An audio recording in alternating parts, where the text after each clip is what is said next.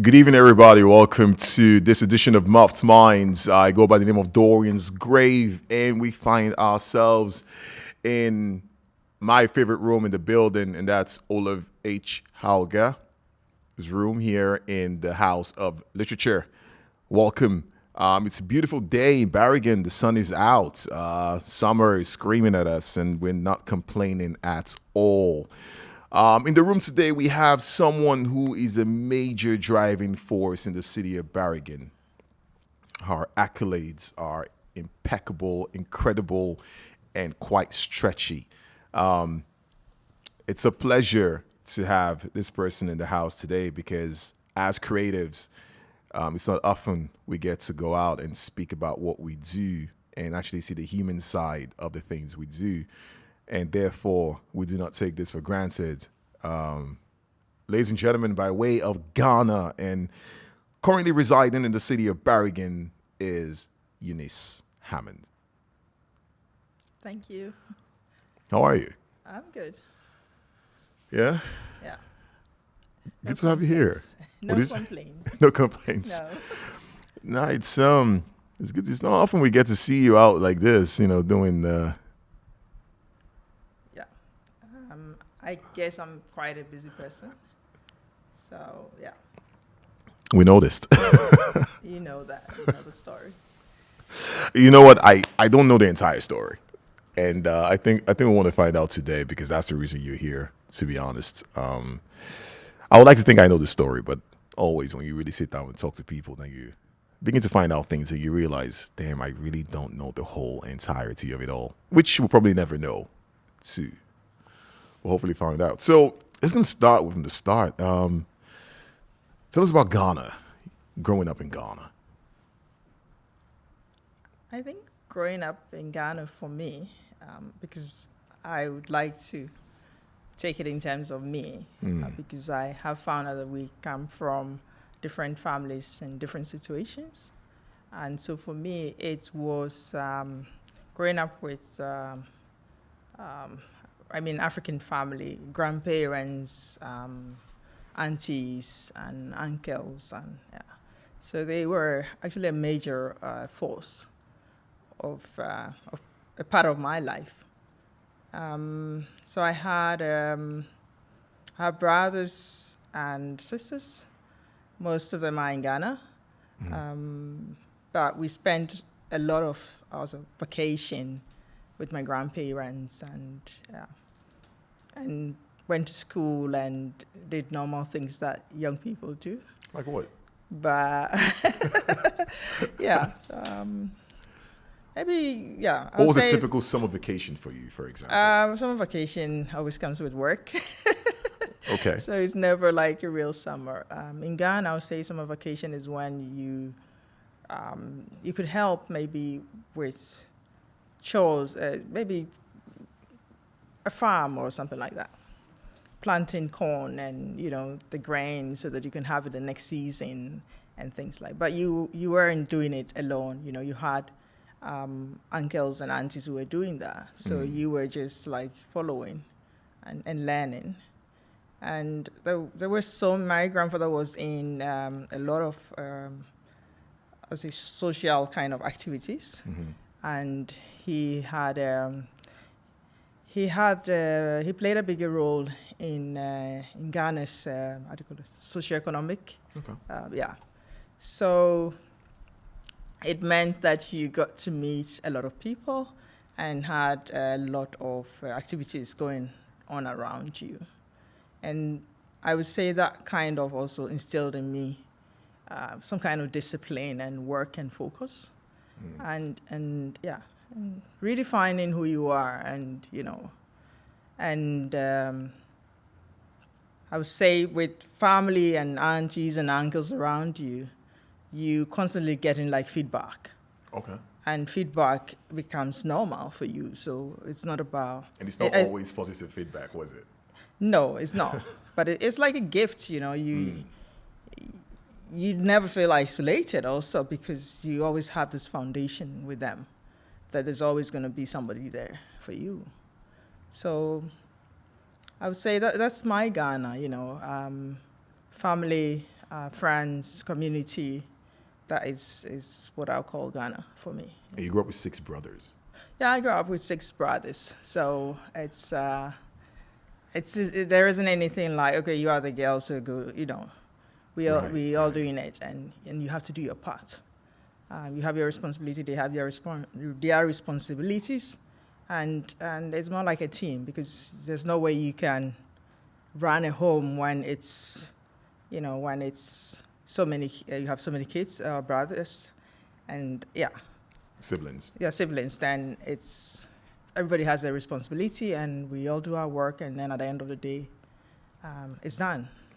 So when parents are there, they cannot, in Africa setting, your parents are not going to be going out washing your things for you and all that, like do it for you. That's nothing like that. So you do it yourself. You do it yourself. Somebody takes care of the car, washes the car. Somebody fix the compound. Somebody does the cooking. Somebody, goes to the market, and it's that way. So I feel like when you grew up with 6 brothers, it's like tough love. There is no, well, of course there is sympathy, but you're not kind of expecting people to catch you. You, like you said, you play your role, you do your thing, and the discipline is there already. I generally like knowing, like, for guys, like, who are you going to complain to? Right. Like, you can complain to your brother and say, there isn't any, we can talk about it, we can communicate, but we can't, like, you can come complaining about things, or you can ask for help. So it is about doing your part. Right. And also coming with concrete, response. Absolutely. On what you need and what why this and that. It doesn't also mean that it's not that you're not emotional, but it's just that let's get done and go. So you grew up in a very, well, I would say tight-knit family. Everyone did their part, everyone did their thing, and then you go on to study at Kwame Nkrumah University of Science and Technology, where you have a bachelor in arts. How and why did you choose that? I would say that I personally, I think that in my family, like, we all have this, creative side, that each and everyone has it. I'll go back to my grandfather, because my grandfather, he was like a senior engineer. Okay. And he actually managed them to build the dam in Ghana. So, and my father also did similar things with as an engineer, building construction and all that. So I spent, like I was saying, my summer doing all these things, in summer. Wow. And then you go to school. But when I did my how do you call it? We call it O levels. The O the O levels. Level. Yeah, and then from there I had to go sixth form. Then I went from boarding house to a day school. Okay. And my dad wanted me to be closer home, so then what I got was a boys' school. Okay. Yeah, and actually that was the first time that they were introducing girls to that school, and it's still one of the best secondary schools in Ghana. Okay. How many girls were there when you were? I think we were maybe like 10 or then how many 11 boys? The whole school is boys. So I spent my sixth form with in a boys' school. And there you get to also learn a lot about communication, what is not, what is, And generally, I also learned that guys really would like to help you and to support you if you are very clear on what you want and how you want it. So these are some of the people, and I would say that as I went to the university as well, I would meet most of these my colleagues in the school. From the O level. From the O level, from the sixth form in the university as well. And up to today, I still have friends that are, So it's It is, I was in the university, I took art because I was really good at it.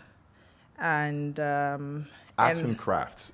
no, I took art, just general art. As opposed to engineering, because if your grandfather is building the dam, which is pretty intense, and your dad is an engineer, Yeah, but and you were very involved with them, so yeah, but everything starts with drawing.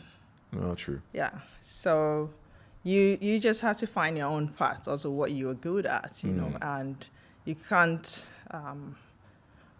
In my family, we never put like, okay, he did this, you did this. You find what your path is, and then you do what you are good at or comfortable with, and that's what I did.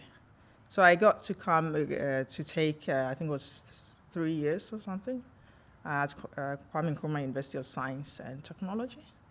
And then from when I done with that, I got a job. When I was done with that, I got a teaching assistantship in the university, and I did that. And then from there, I got a job In Ghana. in Ghana. It's called World Vision International. And there I worked for about 2 years. And then I got a scholarship to study here at the Kunst here to take my master's in art. So then I came, then I did art, and I specialized in ceramics. And from there I went back home. I got married, and I came back to Norway. So that's just been the journey, like constantly. Sorry. Right. Sorry about that, ladies and gentlemen. Just someone had to come inside, so yeah. You were saying, sorry. Yeah, so that's me. I like learning a lot. It's just who I am. I need all the time to read because I'm a creative, and it can get boring when you have nothing to do, and you know, it's okay to get a normal job, but you need to, how do I say it? You need to work, you know, you always have to improve of what you're learning and where, you know. It's a learning process all the time, isn't it? It can get boring. It get boring when it becomes a routine. Absolutely. That's not. Then we're going to talk about, we're going to jump back to you coming to Norway and, of course, the disparities between here and, of course, Ghana. But given on what you just said right now, it kind of forces me to say what I said to you early on, which is the absence of business and creativity is pretty much victimization. And the absence of creativity in business is pretty much a waste of time. So what you're saying is, it gets boring. When it gets boring, what do you do then after that? There's so many ways you can do. I believe that you go to work. Of course, you're employed and you go and do your job, and you come home. And then when you come home, there are things that interest you out of work that you could do. Some people find other things to do. Maybe read a book or other things. But I have my own artworks that I do. I have a network that have similar interests as well. And then we find ways to come together once in a while to do things. Or I do my own stuff and things like that. And that's what I've been doing. So when you finished your bachelor's degree in art in Kwame Nkrumah University, and you got a scholarship to come to the art school here in Norway, when you were here, did you think that this is where you might actually end up in terms of the space that it was? Were there any impressions that were made to you that you said, oh, Norway makes sense at the time? No, I don't think so. Okay. I'm somebody who takes the moment. Like I take a moment and I do what I can with the moment. But at that time I didn't spend that much time thinking about where I would be going to, because I always felt like I would be going back to Ghana. Yeah. So Yeah, that's how it's been. But that's the thing I'm trying to get at, because if you come here and then you feel that need, not needs, but your spirit is telling you at some point I'm going to go back to Ghana. What was in Ghana? It's family. It's family, it's friend. It's a whole, network that you formed your whole life. And you have a safer, you feel safer because you don't have to worry, okay, I don't have my mommy, I don't have my father here, I don't have that, I don't have my sister. And we should also remember in those times, you had to go and buy this card to make phone calls and all that stuff. The whole process is just like, okay, and yeah. So, but the point is that the condition under which you came was to study and go back. And so there isn't this, what am I want to stay or something like that. It's like, I'm going to get steady what I want to finish with and then go back to Ghana. Because there are also opportunities there in Ghana. Of course. And I have, for some of my friends who are in Ghana, they are in Ghana either lecturing or whatever they're doing and still being able to travel and do other things, other places, and contribute to society. The world. So of course, it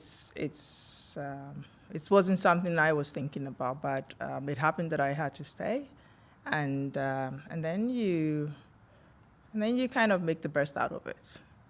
Yeah. So it was just like learning how society works, because there's a difference between when you're a student, of course, and when you're not a student. So when you're before real life kicks in. Yeah. So when you're a student, you basically going to school, interacting with your lecturers, students, and all that, classmates.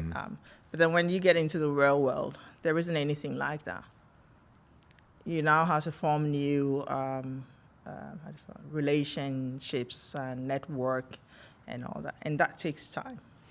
So, which means that there's a certain kind of invisible stagnation when you're here in Norway.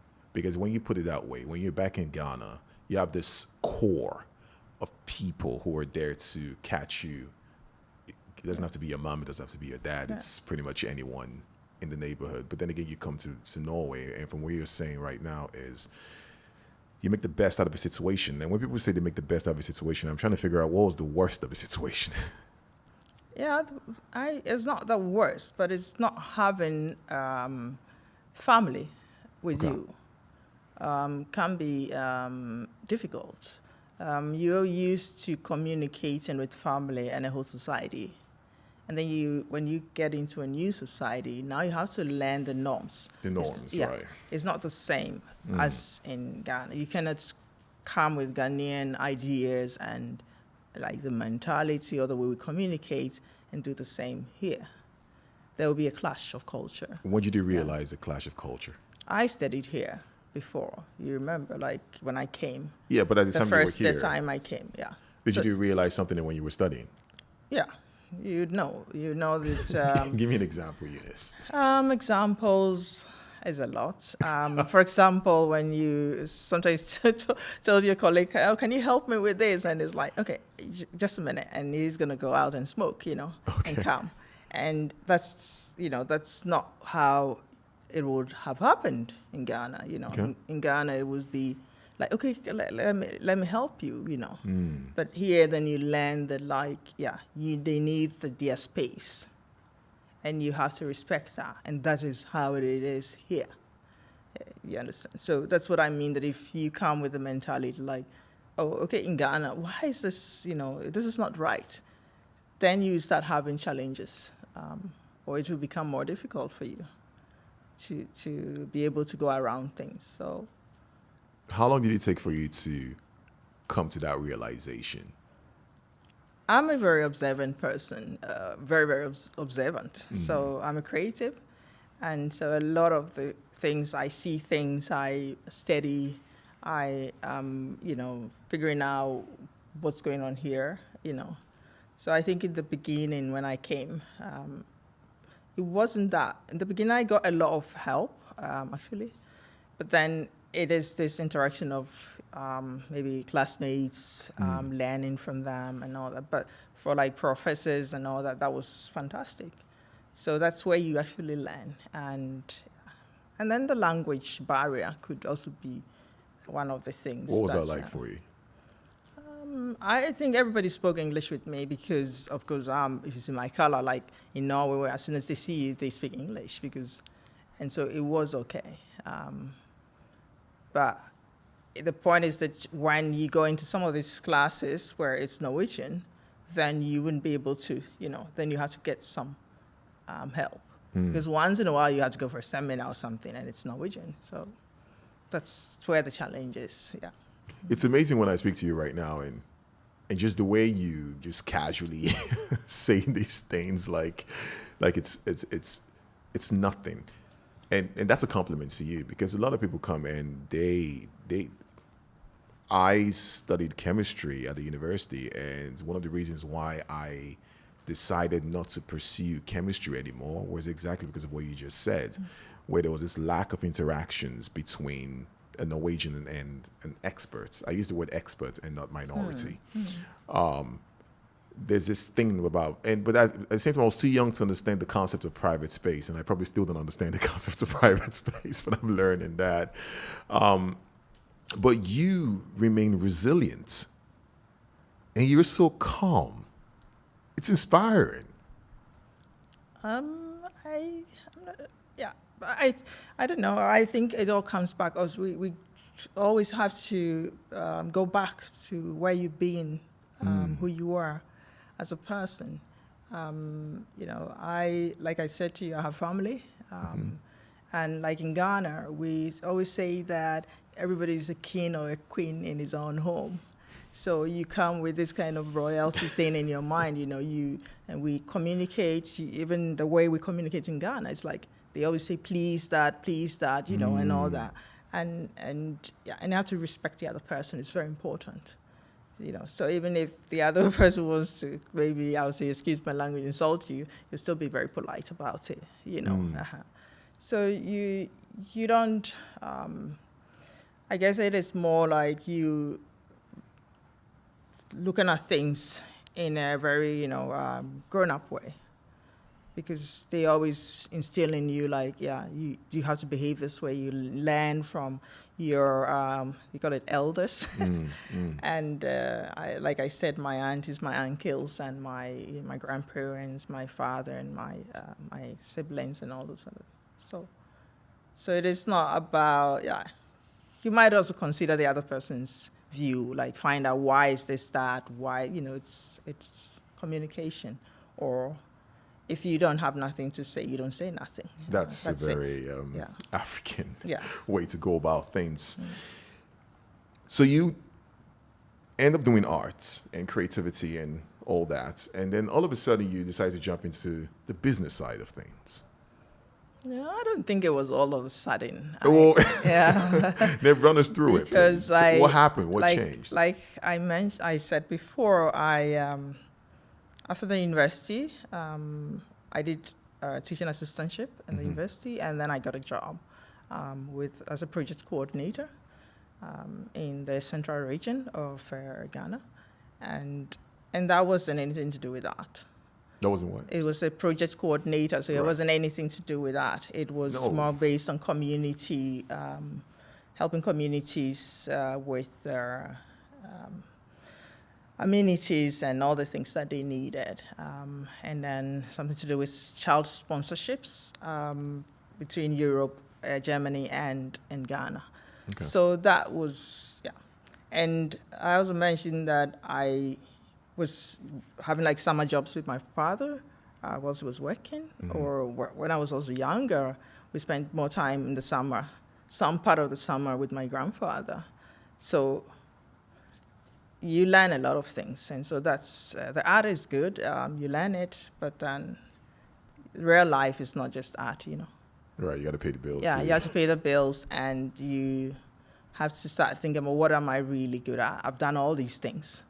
Now I can do that, I can do that. And that's what I did. So I decided to take another master's degree. I think the last one I took was in supply chain management at Manchester, at Salford University. And I've been working before that. I've been working in procurement. So I got a job earlier on at Oatfield.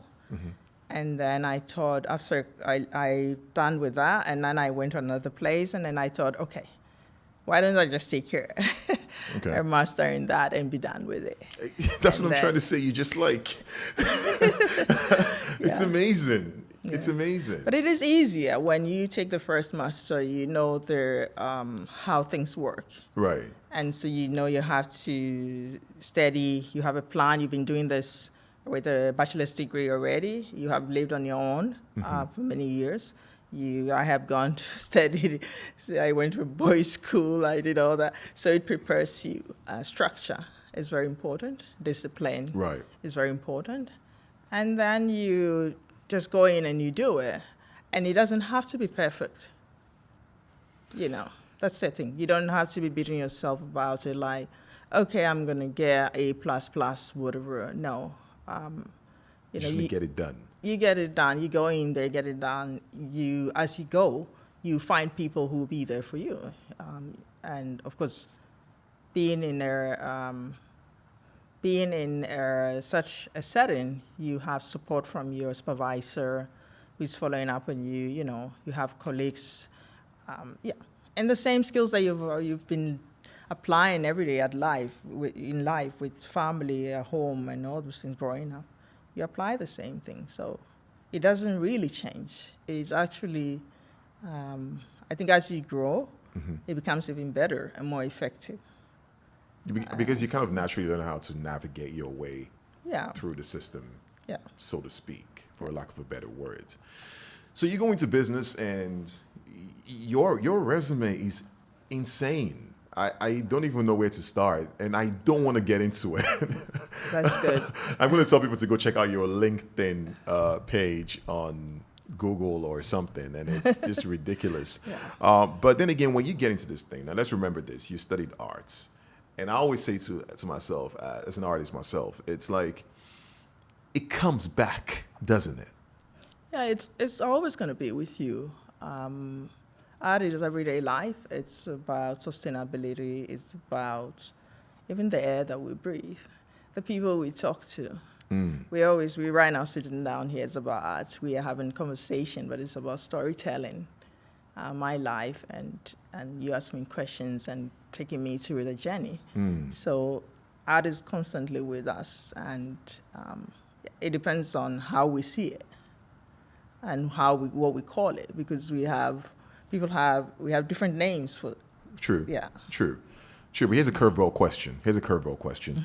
Am I wrong if I say that you probably would have gone into art much quicker if you were still in Ghana? Maybe. I don't know. No, because here there's a thing about space. We talked about this earlier.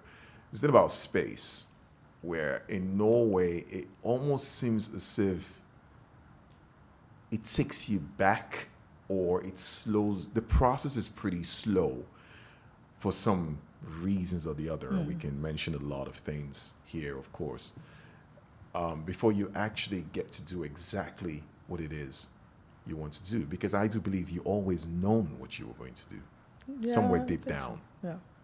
Yeah, in that context, so that I think it's a it's a yes.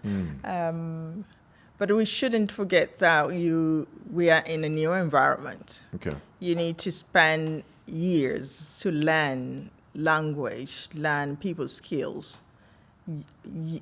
Doing art for who? You're doing art for people.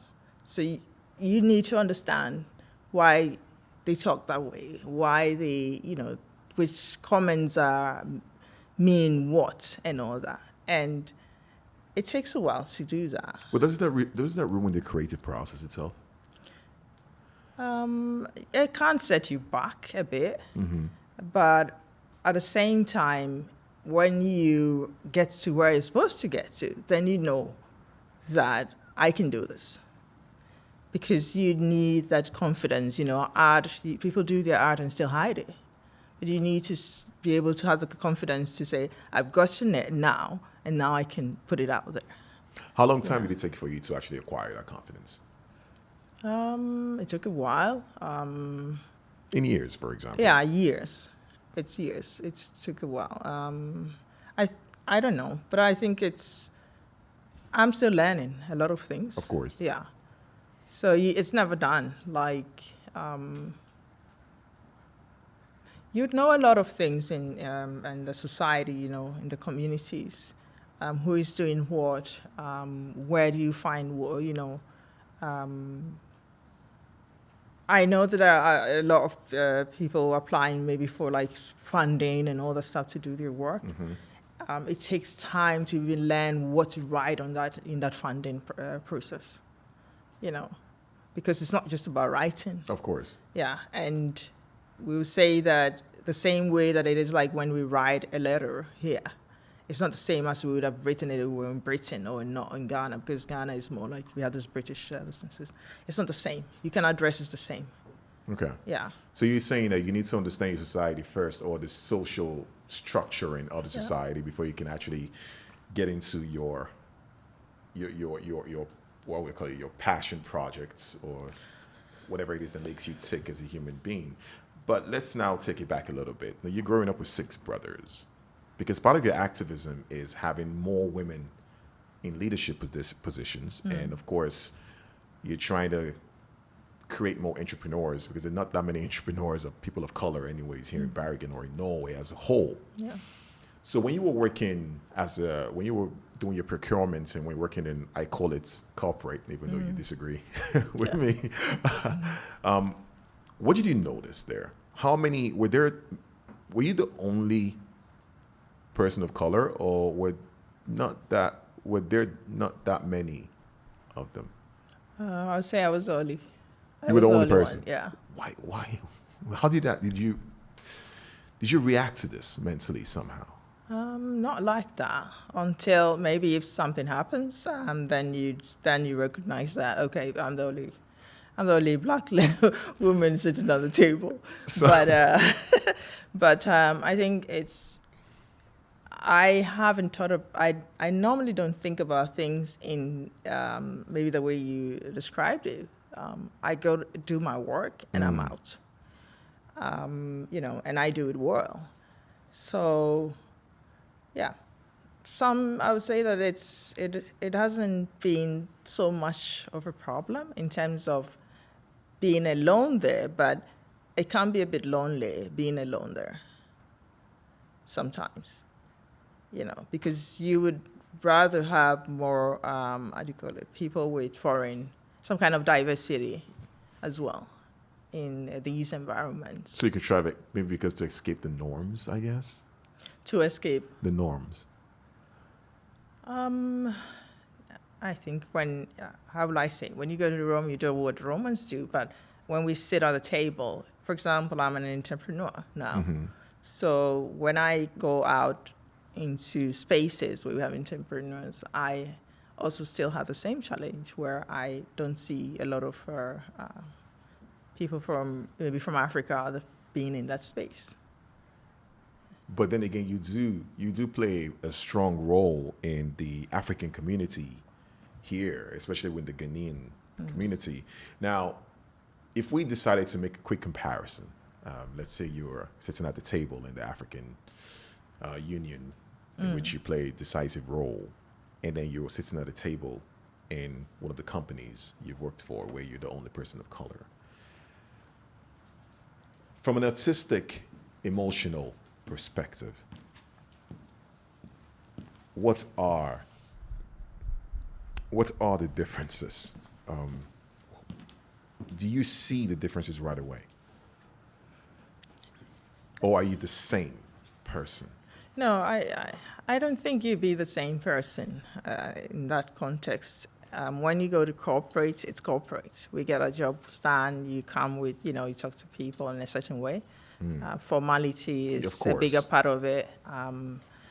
When you meet in terms of organizations, depending on who is there or what you're meeting about or why you are there, then it can be a bit social there as well. And that's where you get to know, build maybe a bit more network in terms of society that you live in, not just work-related. So there you can talk about different things, sometimes it's just more jovial in that context. But I generally think that we, like human beings, we have a way of, if I was in a Ghana Association meeting, and you still find that there are more men there than women. Of course. Yeah. So that's the thing. It moves. It's like in corporate, it will be I being the only African woman. In an organization like it would be I being the only woman there. So that's how always been the only woman everywhere. Yeah, but it is like, it's what it is. And we have to talk about these things, because the information, we are not going to talk about statistics, but data is very important. Absolutely. And when we are doing things repeatedly, we need to realize that, okay, I've been doing this for like 10 years now. Now I have to change the strategy, or this has been going on, and we've been talking about it over and over and over and over. What is it? Like, we just go back and look at the pattern. What has happened? What can we change, And it's always, for me, it's like bringing it back to yourself. Okay. Rather than throwing out to somebody, because nobody can really solve your problems or your issues or your challenges for you. Absolutely not. Yeah. Well, here's a question. Does it scare you in terms of tomorrow? Because when you talk about collecting data, people of color have been coming to this part of the world for years. And the problem, so to speak, still remains the same. And everybody talks about change. Everybody talks about how, things are going to change, but are things really going to change, though? And if they're going to change, when exactly? Because on a long enough timeline backwards, it's taken, like James Baldwin said, it's taken your great-grandfather's time, your grandfather's time, your father's time, and now this is your time. And the same problems are still there. Obviously served in different doses, but it's still there. Yeah, they are there. But then we can also say that some things have gotten better. I earlier on said that the other is never gonna solve your challenges for you. For me, I would look at what is it that I have that makes me unique or makes me happy. Okay. And then start redefining, who you are and the space in which you are. There's always pressure from the other side. Okay. But whenever there's also pressure from this side, it brings some change. Because we live in a society where policies are made.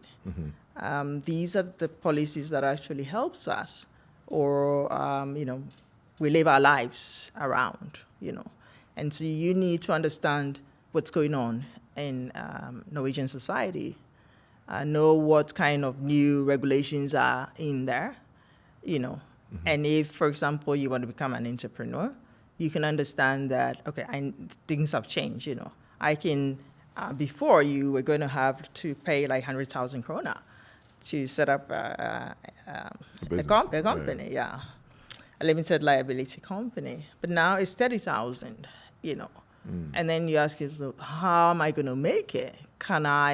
Do I want to make money like the next year? Because we all know that being an entrepreneur, it takes, you have to do like 10,000 hours to actually start making some money.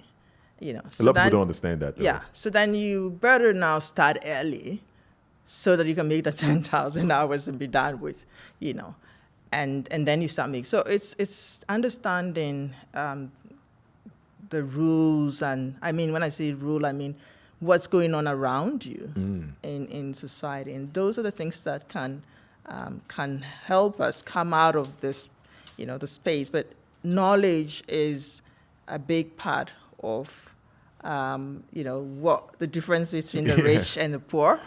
Yeah, but that's what I'm trying to say. And this knowledge you're saying is not readily presented to people of color or Africans per se. We're not going to make this a color thing, okay? We're not going to do that. Get it. But let's just address that for a second. Like you said, it takes time to acquire that knowledge. But I always felt like it takes a Norwegian lesser time, because that information somehow, in some way, is readily provided for them, or they know exactly where to go to get that information. And now, as a foreigner, on the other hand, there's so many battles you have to fight just to get to a certain position.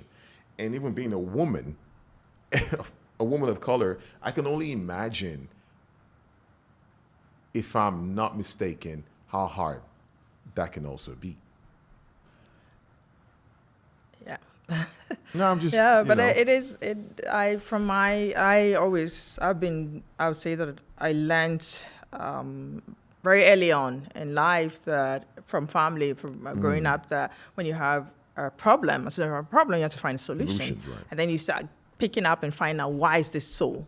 And not knowing, if we don't have the information, but we have seen that Norwegians who have family units, they've been here, this is where they know. Right. So the information has been passed over to them over and over. So that's where you also have to go out of your space and say, okay, now I am the one who needs their thing, not them. So I have to go into that space and learn. And it's not going to be easy. It's going to be difficult. But by me doing that way, I'm going to make it easier for the next person who comes, But if you don't make that move, if you don't find that information, no matter what, you don't get in there and find the information, then you will still be there at the same position 10 years from now. Absolutely. Yeah, and so then we would end up talking about the same challenges that we have. So, like I'm saying, somebody has to do the work, and it's not going to be the other. It's going to be you. And since you don't have a family unit or a background from here, you have to start a whole new generation going forward. And then you need to leave a legacy, because life itself is about legacy. Nobody died and took anything with him or her, Okay. And so we have to redefine why we are here. And whatever challenges that we are going through today, we have their ability to be able to make it easier for those who come after us. And that is the role that we have to play. So that's some of the things how I think about it. It's not easy to be an entrepreneur anywhere. No. But the point is that if you don't find information in Norwegian society where you live now, and if I would say for most people have children here, then you're going to have a whole generation that is going to be lost out of information, because or I would say for us who are the parents or the ones before and never really went in there to look for it. You could find a lot of information out there. That is true, because I also want to play what you call devil's advocate. Yes, I did say the information takes time for us to get as Africans, but I could also dare to say that most Africans are not really willing to find that information. If it's not readily presented to them. Yeah. But it is not, we have these two spaces there where we don't really meet. Yeah. So one other person has to take the initiative. If you talk to a Norwegian, they will gladly tell you. Yeah, tell you, because that's why I said there's a culture clash there, So we have to, I have my Ghanaian background, I have the culture and all the stuff that connects me to the Ghanaian and I find spaces where I can connect with them, with the Ghanaian culture, So when we start speaking the languages that we speak in Ghana, it's totally different units. You understand? Absolutely. Yeah. Oh, right. But when we Exactly. meet in a Norwegian setting, then it's different as well, because you need both these core listening to function together. But then you need to make sure that you don't get lost in between that. Right, Yeah. right. Do you find yourself sometimes compromising your own personality? Yeah. So that's very important that you don't get lost in there. And then, you have to have a balance there. It's not that easy, I would say. It's challenging in the beginning, but as you begin to find your core, like what part of me, like in Ghana, now we are here, I have to be part of this, help other maybe Ghanaians who is struggling to find a job. I might not have a job, but I could actually help this person, guide this person, I could give this, I could do that, I could do that. And that is what people really need as, people from a different background. What they need actually is help, Right. support. And Support, who right. better understands giving it than those who have already been through it, And so that's where some of the things that we can bring to the table. If this is the case, what you're saying right now, then why are there not that many people of color in the high positions to actually provide that help? Yes, there are some, absolutely. But I always felt like there's not enough. An African is going through an issue, for example, and you send an African to go speak to a Norwegian. What are the chances of that person getting the answer he actually wants? Is what I'm saying. Because it's easier for the African to relate and say what he feels to someone who probably looks like him, because that person is most likely going to understand where that person is coming from, therefore allocating the help that's necessary to help the person. That is my point, which is part of your activism. We need more people of color in high positions. It's not so much to ask for, is it? I think there are a lot of people in high positions. It just comes back to this issue of we also not, you need to. Sometimes I think that we have learned, we've taken up the Norwegian society, the core, the culture. Okay. And then we have, we need to fit into the core. So then even communicating with your fellow African or invandra, foreigner, is quite difficult. That is true. So we live by that norms, but the point is that we can not really help each other if we don't apply, what is the main, main link that we have? It's communication. Right. And we've always had it in Africa. So when we are here, we're supposed to communicate. You should say something. If you see somebody, Right. What's the difference? For example, if you went on LinkedIn and you were trying to network with somebody and the person is really good at something, you would send a message to the person. And it could be anybody. So it's the same thing. You have a challenge. You need to find a person that has that background. And thinking of it, like you mentioned, if it's an African that can really understand you in terms of diversity, then you might have to look at, okay, I need somebody from a foreign background who understands this problem. I need to file my taxes. I have this issue and all that. Who can I talk to? And you go out and you find the person and send a message to the person, Okay. and the person will respond. But it's a double-edged sword too.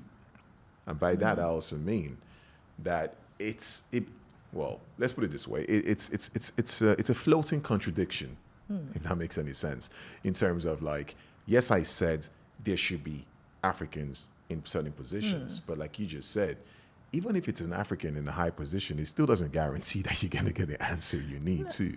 No, it doesn't guarantee, but then it is I always say this is a process for you. If you're the one asking for the help. Right. So it's not about the other. That's how I see it. Okay. When I have put one stone there, every time I put something down, I see it grow.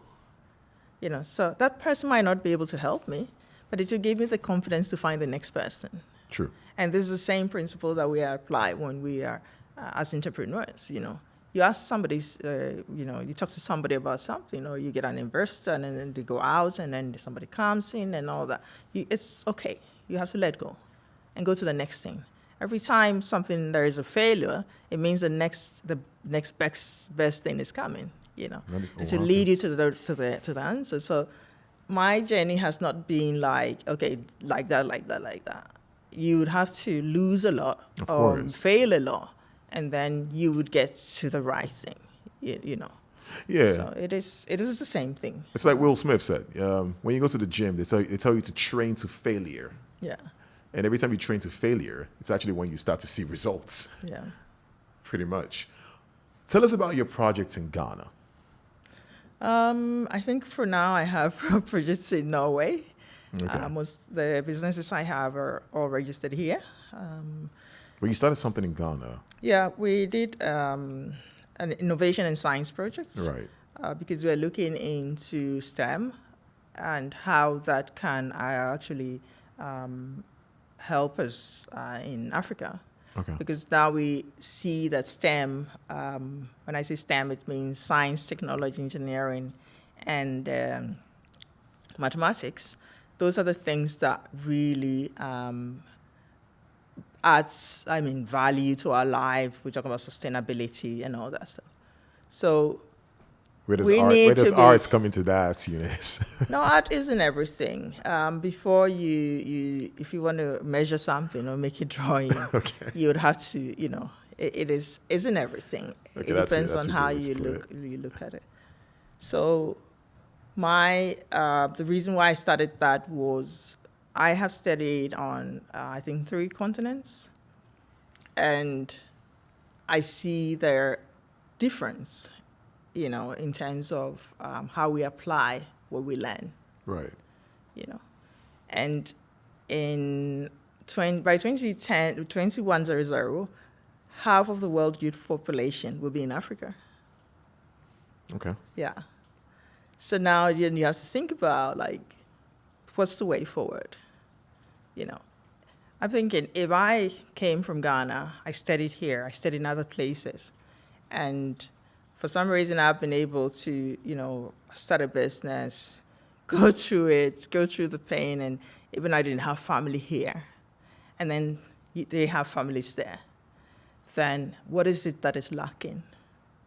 Mm-hmm. So what is lacking could be so many things, and then where are we going to in terms of future jobs? Okay. What is the trends? What are some of the things that we've seen happen? Now we're talking about COVID, that was last year, and within how many months we were able to get vaccines? Okay. And then who gets the vaccine first? The ones who do it. So these are things that we're trying to work around in terms of offering STEM programs that can, or an innovation, we have innovation and science programs that can actually help with job creation in a very fast way. So that you don't have to, of course, we have all the education, of course. The masters and all that stuff thing. Of course. But now you should be able to apply whatever you learned, in life. And then get the right support. Because what happens, it's just like food. When it stays too long, it goes bad. That's true. So when you don't have a job for too long, then everything that you learned, you have to start all over again. But we know the jobs that are coming now are technology-based, science-based technology. You need to be good at mathematics, to do these things. And you can't just push yourself all of a sudden into, cybersecurity without understanding the basics. Basics, of course. So these are some of the projects that I've been working on here in Norway. But I did some pilots in Ghana to see how that will work. How did that go, by the way? It went really well. We got a lot of good feedback from parents. We did a boot camp, and then we had students stay in there. They stayed over. So that was a very good experience for the young adolescent. And then, they did a lot of projects. It's more project-based. So you look at a problem that in society, and then you, in some way, you come up with a solution in terms of technology. So these are some of the things we did. It's impressive. It's fun. It's fun. Yeah. I can imagine, but it's not as fun as what you're doing these days in terms of creativity. Yeah, it's in the blood, It's in the blood. So now you've gone to school in Ghana. You've come to Norway. You've worked with companies, many companies. You've gone back to Ghana to do projects. You come to Norway to establish or work with NGOs and whatnot. And then somehow you decide to launch something called House of Hammonds. Yeah, I think we've been talking about this for a long time. And I was like, I think some years back, I was like, Michael, what should I call this? What I want to do. And then you gave me a tip there and like, Eunice, why don't you just call it something to do with you? And then I remember we were just like on the stairs brainstorming really hard. Like, yeah. So, yeah. But it is this issue of doing something sustainable. And soaps is something that we use every day. Every day. We all use soaps. And COVID actually made it more, a bit more popular. With your company? I mean, the soaps, generally soaps. But the point is that most of the soaps that we use have chemicals in them. Right. And so not environmentally yeah. friendly, right? So the question was, how can we can produce something that has has the right oils. I mean, we have shea butter, we have olive oil, and those are really good oils for our skin. And we really don't need all the creams on our body and all the stuff if we have the right soaps, So that's where it came from. And it actually also very good for my skin because normally when we're here, it's very dry. Absolutely. The winter, we have a long winter. And so that's why I started thinking, this is something I could actually do. No, it's amazing. It's amazing because a lot of people have ideas. And trust me, a lot of people come to me with ideas. And I listen and listen and listen, and they can talk up a storm. And it's great, but you actually do it. Yeah, this concept of do it fast, fail fast, and move on. So, yeah. So you fail. If it works, it works. It's if it doesn't, then you'd know. I have a background in art as well, so I would say that I have a way of seeing things very observant, foresight. So I want to do something, then I'm like, how am I going to do it? In what way am I going to do it? And then I have a plan. I don't need to really put it on paper sometimes, And how long did it go? If I may interrupt you there, how long did it go from having a plan on paper to actually, if I get a camera on this right here, that would be great. Thank you very much. So how long did it go from paper plan to this? Or actually, let's do it this way. How long did it go from idea to paper plan to that? I think it took it took a journey of 3 years. 3 years. Because you have the idea, and then now you have to find what is it in the new community that I live in that connects with what I'm doing. Because it has to be done for people. We normally call them customers, consumers. And why do you think that somebody would need that in this environment in which we live? So who is buying it? Who will need it? Why would they need it? And those are the questions that you need to answer. Do some market research as well. Join communities. I was in a tableauing center. And you meet artists there. Sometimes you get people nobody needs soap. But we have the doubters. Yeah, but you have you, the one who owns their idea, you have a perspective of what you want to do, and you know there will be the need for it. I would say that if one person needs, if we know that there are soaps in the shop, isn't it? We buy them. Mm-hmm. So it's you come in, if you're like the new kid on the block, what is it that you come with, you know? Right, what do you bring to the table? Yeah, what do you bring to the table? And that's where you need to also, for me, go back into society, learn more about culture. Why is this important? How does what you're going to do connect with the culture and the people? You know, because people will talk to you when they feel that you can also, you understand their culture. Right. Know? Yeah. And so that's where we came up with. So like some of the oils and things that we use as well has to do with things that we use here every day. Oils that we use and things, because you can resonate with it. Because if you chose some other oil, it could be like, I don't know that oil, I've not heard of it before. Okay. You know? Yeah. Okay. And so you need to think through the whole process, and as well as connecting the dots with what role does this oil play on the skin. Right. You know, so that's why it takes a long time. Was there a point where you said to yourself, like, you know what, I'm not doing this anymore in the process? No, not like that. You know that I have a corporate job as well, so that makes the process a bit more flexible. You just know that it's going to take a long time, and you have to do that. You know, be patient with the process. Like we always say, patience moves moves mountains. Moves mountains. It does. So It yeah, does. yeah. Because I think that's something a lot of people don't understand, especially a lot of creatives, is that I think the mistake people make is putting a date on things sometimes. Like you could put a date to an event, sure. You could put a date to an activity, yes, or a boot camp or seminar and all that. But I always try to tell people not to put a date on an idea. No, it is.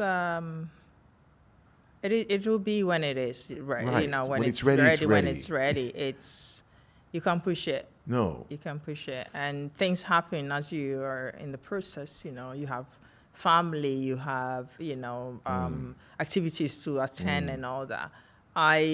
At this point in my life, like I have a daughter who is grown. So then you can push these things a bit. But before then you have to be struggling. What is more important in that focus in that period? And so these are some of the things. It's a journey, like I said. Being an entrepreneur, you have to spend about 10,000 hours on one thing, to get it right, and that's a lot of. And there is nothing like we just started yesterday and we got funding today. They've been really working on it for so long before they got the funding. And so these are some of the things we have to pay attention to. When you even mentioned the question or the issue of funding, I'm under the impression sometimes that most of these ideas that have been presented haven't been through the fire in terms of over time. Because we live in a country, in a social system where, a lot of things are readily available to you, right? And a lot of people tend to take advantage of that. And I've seen situations where people don't really try and test these ideas properly over time.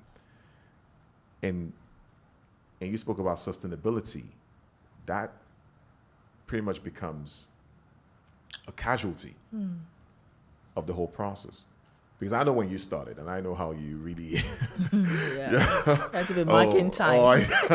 I saw you many times. There was one time, this is going to shock you now. Okay. What people don't know is me and Eunice actually used to be neighbors. Yeah. And our houses was just right in front of each other. And I remember one time I looked out the window and I saw you sitting down on the steps. Yeah. And I zoomed in and I looked at you. You sat down there in deep thought. Yeah. I do that a lot. So. we need to bring all the ideas, the far ideas back to earth. and I remember this happened, like, I think this is when you were trying to brainstorm everything, and this was actually me having a front row seats into your mind, actually, without you saying anything. And I saw when you would sit down there, and you would sit down and sit down and sit down, and then you would stand up and then walk away. And then one day I said to myself, I think I'm going to go sit down with this woman. Yeah. Well, I guess I'm a very deep thinker. So I do that when I have to concentrate on something, because, like the design, the logo and all that, I was thinking about it for a long time. And then I just sat down one day and then I drew it, and I thought that was what I wanted, So as a creative, instead of like sometimes putting things on paper and all that, it's a lot of it happens in our mind, like putting together as a data, as a design, So you have a lot of the imagination, how it's going to be. We can basically see the perspective of what it's going to be, and have like the process model, start from here, go here, what you should move out and all the stuff. You could do that. But could this and that also helps. be the downside of creativity, though, in terms of social life? No, I don't think so. It depends on how you use it. I think we can get caught up in our own spaces sometimes. You Tunnel can. vision might become a thing. You can, but you have to have a balance there, I would say that it's not everything that you know in the beginning. True. But as you take you move on, you have to create a social thing for yourself. You can't live in isolation. But it depends on where you are in life as well. Okay. If, like, I have my businesses and all, the things that really interest me, what I'm doing now, or working in things that, with people that I can actually have conversations with. So the social context, you never really feel isolated or, alone. Because it's exciting to be getting feedback, from other entrepreneurs, from mentors who know the game, Yeah, but then again, I feel like as creatives, we should be careful when we mix business into these things, because like two separate things. Would you then say, like we talked about early on in terms of spaces, this process took you 3 years to do, and this process from beginning to end was conceived and created and into fruition here in Norway. Do you think it would take shorter time if you were in Ghana? It might take shorter time, but in terms of access to networking, quicker. Yeah, it could. But then also we have to look at structures, What is here that works? Yeah. What is there that doesn't work? Absolutely. Yeah. So it might still be 3 years or even more, but you might be able to at least maybe sell the soap without maybe the packaging in the beginning and all this stuff, Right. So we're talking about quality, where is it that you want to go with it and all that. But the possibilities are there if you have the right people to guide you, So I would say from my perspective, like in Ghana, if you have a family that is really into entrepreneurship and all that, then the ideas move faster. Absolutely. Yeah. But in the society we live in here now, you don't need to be in a family of entrepreneurs to do anything. You can go to all the hubs that are there, join them, learn, and start. Then again, what about encouragements? What about compliments? Yes, we know we hate compliments. We know that. But there's not a lot of that. Yeah, but we started, when I'm out there doing this, I could have just kept it and sold it online without putting it on Facebook or sharing it with anybody. Yeah, that's true. Yeah. So when we are out there doing it, we need to also put it out there so others can also say, okay. She does that. Yeah. Right? And it's not about people and, we who are already here or whatever, but we're talking about even children or young people who come before us, that they know that, okay, if Eunice did this, if I wanted to start doing like a T-shirt something, and she's into, supply chain and all the stuff, now I want to buy something from somewhere, I could call Eunice and ask her, what kind of, what kind of, in terms of transport, what should I use, You could ask me that. That's true. Yeah. So it makes your work easier. True that. Yeah. True that. Yeah. This is why we say representation is important. Yeah, it is very important. And in Norwegian society, we say that you have to do more balance on synlig. You have to be out there. Okay. If you're at work, you have to be out there. You can just be on your space doing your things. And I apply the same thing in my social listening. But there comes the question of contradiction in terms of janteloven, right? Yeah, but that's not I don't think that's how it works. The two, we need to separate, the two there. Okay. What is it that we want to do? We really want to bring humanity, help some other the generation, And if we are going back, taking up things like, we really want to affect a generation, and then we talk about Yantalov, and then we are really actually bringing that generation back. Exactly. So we know what is right, and we know when Yantalovin applies, and when we see Yantalovin, we know what it is. Absolutely. Yeah. But Absolutely. how do we use it in what context? Or how do the way we accept Yantalovin in what context? It's up to the individual. I think so. And I think we're lucky because I think social media actually made it easier for us. Imagine if you had to go around telling people, oh, I make soap, I make amazing soap, just going around saying it. I can imagine how people might look at you and say, okay, you need to chill. But now you have social media where you can just literally just post, even just the very simple act of posting what you eat. Yeah. That right there is an activism in itself, and people don't really recognize that, I think. Therefore, the power is in our hands. Really. It is in our hands. I think we have to come from this perspective of technology and humanity, and one of the things that I also talk about is that we should not just be users, We have to learn what is good about social media and what is not. Yeah. What is allowed, because there is a coded language. They said this in there that we need to learn. Absolutely. So that you don't because you put something there that doesn't really resonate with the people where you live, you know that it's not, And so it's having this technology and humanity, what makes it humane, and having the knowledge to apply. So even if you have a business and you want to put something out, you have to have a way to write it where the people can really understand. True. And relate to it, And it's not necessarily that people will buy it, but when they see what happens, we're talking about creativity now. When you see something, what happens?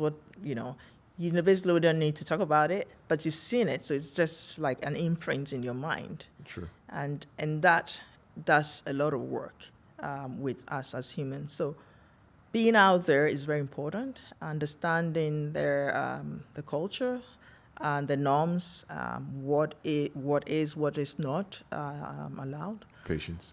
Patience, and then constantly engaging. Right. Is very important. Yeah. What inspires you, or who inspires you? What inspires me for now, say that, is knowing that I don't need to fear. Okay. Yeah. Because you can basically do anything you want to do. The power is in your hands. The power is in your hands. Yeah. Give me a person. A person, you inspire me. No, you do. And then I have also T. Michael. Oh. He's one person that has really inspired me. We were talking about Bergen. And I do also have mentors who help me along the way. I have 3 women mentors as I listen. And that's one of the things that I'll say, that as you grow, as you go, everybody needs a mentor. Oh, for sure. and for different things, So you could have a mentor who is really good with, for example, I'll talk about finance.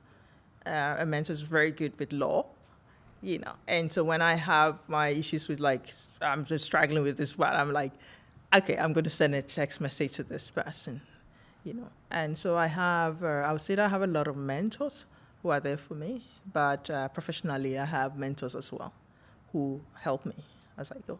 Yeah. All right, so where do you see House of Hammonds in the next 10 years? That's a very unfair question, I know, but I will ask it anyways. We started, I would say, in the COVID time. That was 2020, late 2020. So now what we are looking at is more of an international presence for it. Because you have to look at where the customers are, who is interested, and who. Bargain. Those soaps are fire. I mean, I'm excited to start using them. I know these are mine, right? Yeah, these are yours. Yeah. Just check. Once you open it, then it's yours. Yeah. Now, so that's the thing that we're looking at, going more for international presence. We think that, for example, it's quite key to have in your bag to take with you. Absolutely. When you travel, and that's when the doors open. Then it's possible to. There's so many ways you can use it in terms of gifts to friends and family. Well, let's just put it this way: I will be ordering more of these. I can guarantee you that, because what I notice, and I have to tell people, is it is very important to support your local businesses as well as your local artists. It is extremely important. People just don't get it, and I can say this on camera. I don't mind. I will say it again to anybody. You know me. People tend to always, as a creative myself, we're making music at, I dare to say it, astronomical levels. But at the same time, you don't feel comfortable releasing the music you make in the city you live in. Why? Because somewhere, somehow, you feel like the city you live in just doesn't get it, unfortunately. But what really baffles me is, if this soap, what you've made, this right here, which is amazing presentation, by the way, I have to give you that. If this soap was made somewhere else, in the United States, in the UK, maybe, and let's say Beyonce used it once. Yeah. All of a sudden, you see people clamoring and rushing to it, which is pretty hypocritical if you ask me, because here you are in Bergen, someone is making something so beautiful. It's almost so beautiful that I don't want to use it. You know what I just want to hang it as a part of a decor in the house. But you have to use it. But I will use it, of course. But that's what I'm trying to say, is that we are not very good, and I dare to say it, we're really not good at supporting each other in terms of businesses and growth. I dare to say that. Mm-hmm. And people will say I'm being too harsh, of course, as they always say. But I feel like you have to shake the tree sometimes and say what needs to be said. Yeah. Sometimes it's we kind of talk in, we say people don't support, But I think that when I have actually had time to talk to people and, explain some of these things, like what's really going on, I would say if, in economies that we know that they're doing well, it's because that they are buying their own products. Right. So the money stays in a circle and goes round and round and round before it comes out of that economy. And that's why you see so much wealth going on there. So if you have that knowledge, then you understand that you really are helping yourself. Every time you buy something out of the country, you actually putting money away. Absolutely. Yeah. But if we could buy the things that we make in the country, absolutely, then the money stays in the so and the wealth grows. In the wealth of growth. So that is also has to do with knowledge, not having enough knowledge about how money works. Right. Yeah. And why, you can increase wealth because the money stays among us for a long time before it goes out. And in the period of COVID, we should think about it like, we could not actually buy things from another country the way we used to, And then in some way we, as people, we were being given support because people were home, they didn't have jobs and all the stuff, And that money has been circulating among us, I know that there's been some like if you were going some kind of rules and regulations, like if you're going to send that much money outside, then now you have to show some report. There's a reason for that, It's to protect the wealth in our society. So this is how economics works, and if you understand it, then or you get it like the way I've explained it, then you realize that you're not helping, you're not really contributing to society by buying things all the time from outside and into. It's cheaper, but then the money goes and stays there. Right. And we have the same thing in Africa. Like if people are buying things, we're buying everything from other countries. Importation is killing us. And so the money is always going out.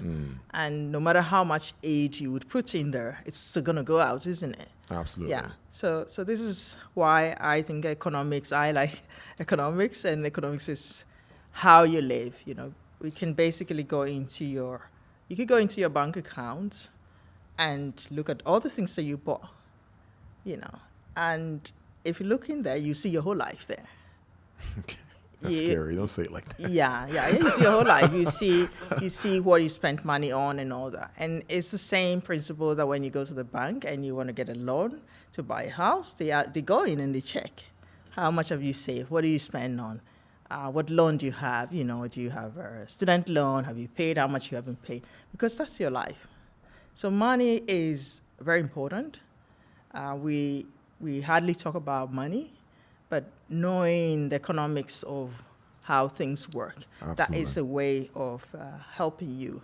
You don't need to earn so much, to make life. But if you could have an overview of the importance of how economics work and what to do with policy and to do with the environment in which you live in, then you'll be supporting businesses Absolutely. that are in this thing. And I'm glad you said that. That's it, yeah. Because a lot of people don't understand what you just said right now, and it's how important it is to know that supporting your local businesses actually keeps the money in, therefore growing wealth, as opposed to going outside and saying, oh, we got this from the States or we got this from the UK. But what you're forgetting is that the companies here are actually suffering from it. And like you said, we saw it in COVID. Yeah. So these are some of the things like we could have an example like in the US where they said that, okay, we're going to produce all our things now, and these are the basis for that to keep the money there instead of doing it in another country. We would rather have it in here and get more people. Yeah. All right, before we let you go, Eunice, tell us what do you have in the program? What's next? What's next? A lot. Which one do you want to hear? Shocker.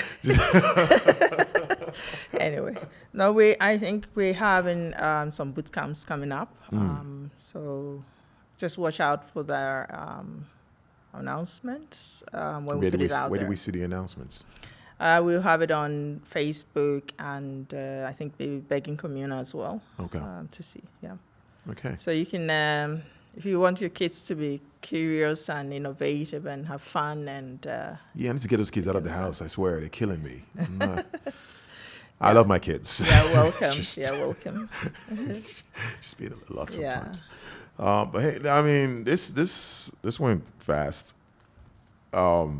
But just it's nice having you around, and I think it's important to highlight people like you to come here and talk about what you do. We can't always sit around and focus on the negativity in our society. No. Oh God, this is not happening. This is happening. Or racism, this and this. Yes, we know those variables are there, but you can't focus on that. And it's important to have people like you come around and talk about your progress and your achievements and your role in entrepreneurship and business and economy, arts, creativity. It's not that many people doing it. Therefore, it's important to highlight people like you. So, so the kids can see and say, oh, wow, there's one of us who did that. We can do that too. And like we said before, these kids go to school, their teachers are white. Yeah. They go to university, the teachers are white. They go to a job, the owner of the company is mostly going to be white. And they begin to think that, oh, okay, everything I've said this before and I will say it again, everything that's going to give me success has to have a close proximity to whiteness, So I think it's important for us to highlight people like you on this, and it's important for people to support local businesses. So thank you for doing what you do. It's amazing. You're amazing. Thank you for having me. I'm humbled. And I'm humbled to sit down in front of you, the producer of House of Hammonds, and I should have you sign this, by the way. Oh my goodness! You never know. It might be worth a lot in the future. Who knows? I'm still living. I'm an African. Stop signing things. Oh my God! I'm glad we still have that sense of humor going on. Yeah. We can never lose that. Thank you for watching Meeting of the Minds today. I still go by the name of Dorian's Grave. Be sure to check out Eunice's stuff. You can find it on houseofhammonds.com. Yeah. And you can find Eunice Hammonds everywhere on social media. She posts a lot of cool stuff going on. Things you never thought about went on. She does it for sure. Next Friday, we are actually back in this room with a slam poetry night. It's been a while. But of course, we've been taking a little break as a result of Corona and COVID-19, of course. But next Friday, we're going to have a soft opening with a bunch of slam poets from Bergen, who I actually have been coaching for the last 4 or 5 months. So I'm excited to see what's going on and what they're going to present. Be sure to check that out. Meeting of the Minds is back on the 4th of June with a new guest. I dare not say who that is right now. She's an artist, and we never know with artists. But hopefully she comes through. Thanks for tuning in, and stay blessed. Stay good. We're still in the pandemic. Remember that. Wear your mask. And I'll see you next Friday. Cheers.